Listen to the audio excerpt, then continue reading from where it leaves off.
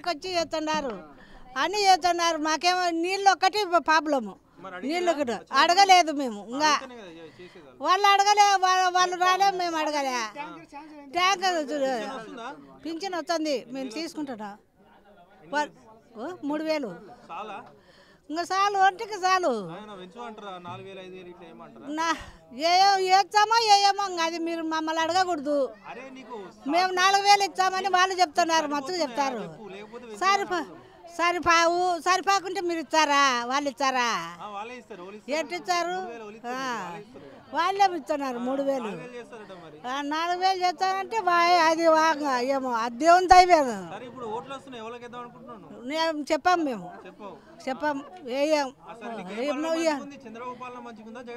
ఇప్పుడు జగన్ మాకు బియ్యం ఇంటింటికి తీసుకొచ్చి ఇస్తున్నాడు, పింఛన్ ఇంటింటికి తీసుకొచ్చి ఇస్తున్నాడు.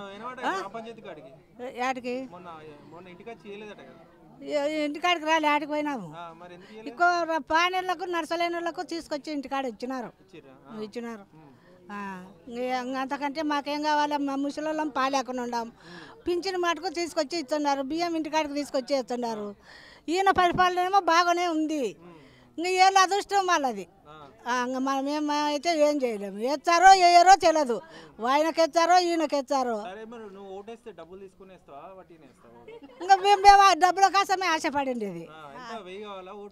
ఏ ఇచ్చారో పావులు ఇచ్చినా తీసుకుంటాం, 200 ఇచ్చినా తీసుకుంటాం, 400 ఇచ్చినా తీసుకుంటాం, 10,000 ఇచ్చినా తీసుకుంటాము ఓటుకు.